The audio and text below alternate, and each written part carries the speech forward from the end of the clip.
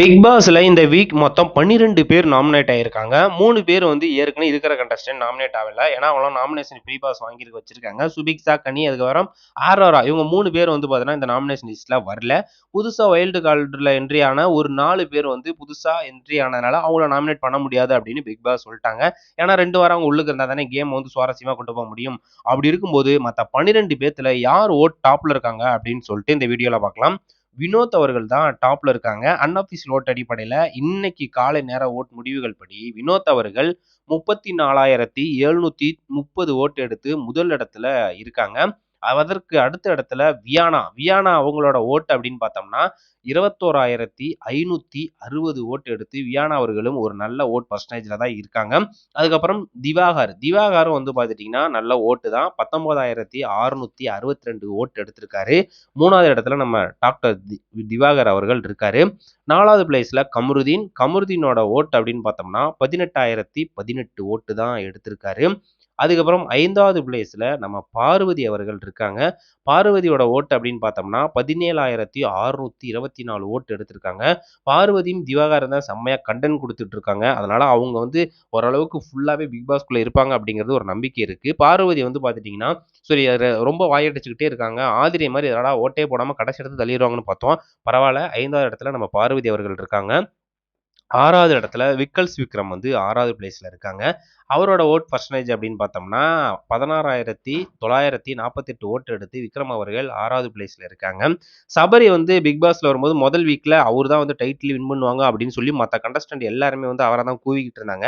But அவரோட ஆக்டிவிட்டிஸ்லாம் பெரிய லெவலில் எடுபடலை அப்படின்னு தான் சொல்லணும். அவர் வந்து பார்த்துட்டிங்கன்னா 7வது பிளேஸ்ல வந்து பார்த்துட்டிங்கன்னா நம்ம இவர் இருக்காரு யாரு சபரி அவர்கள் 15,685 ஓட்டு எடுத்திருக்காரு சபரி அவர்கள்.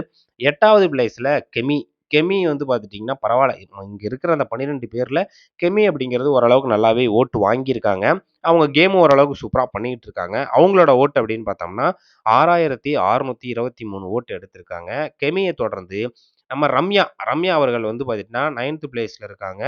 ரம்யாவோட ஓட்டு அப்படின்னு பார்த்தோம்னா 5,594 ஓட்டு எடுத்திருக்காங்க. ரம்யா ஓரளவுக்கு கேம் ப்ளே பண்றாங்க. மத்தபடி இந்த வீக்கான கண்டஸ்டன்ட்டா அதாவது ஸ்ட்ராங் கண்டஸ்டன்ட்டோட இவங்க நாமினேட் ஆனாங்க அப்படின்னா ரம்யாலாம் ஆட்டோமேட்டிக்கா வெளியேறிருவாங்க. 10வது இடத்துல துஷாரோட ஓட்டு அப்படின்னு பார்த்தோம்னா 5,423 ஓட்டு எடுத்திருக்காரு. துஷார் வந்து பெருசா எதுவுமே பண்ணல அப்படிங்கிறது தான் அந்த பிக் பாஸ் உள்ள 5 வாரம் அவர் எப்படிடா ஓட்டுனாரு அப்படிங்கிறது ஒரு பெரிய ஆச்சரியமான ஒரு விஷயமா தான் இருக்கு. அது ஆல்மோஸ்ட் இந்த வீக் துரத்திருவாங்க அப்படின்னு தோணுது. ஏன்னா ஓட்டே இல்ல பெரிய லெவல்ல. அவர் வந்து பார்த்தீங்கன்னா இருக்கிற நிலைமை அப்படிங்கிறது 10th பிளேஸ்ல இருக்காரு.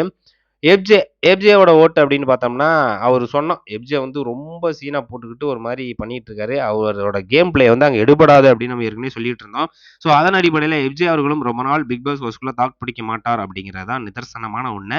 அது வந்து பார்த்தீங்கன்னா 11வது இடத்துல இந்த வீக்ல இருக்காரு. 11வது இடத்துல 5,391 ஓட்டு எடுத்து 11வது இடத்துல எஃப்ஜே அவர்கள் இருக்காங்க. அதுக்கப்புறம் கடைசி பிளேஸ்ல இன்று காலை நேர ஓட்டுகள் படி பிரவீன் அவர்கள் தான் இருக்காங்க. அவங்களோட ஓட்டு அப்படின்னா 3,855 ஓட்டு எடுத்து கடைசி இடத்துல வந்து பிரவீன் அவர்கள் இருக்காங்க.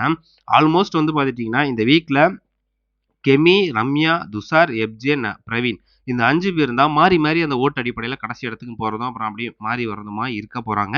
இதுல வந்து பார்த்துட்டீங்கன்னா எனக்கு தெரிஞ்சு நம்ம துஷார் அவர்களை தூக்குறதுக்கான வாய்ப்புகள் 90% இருக்கு.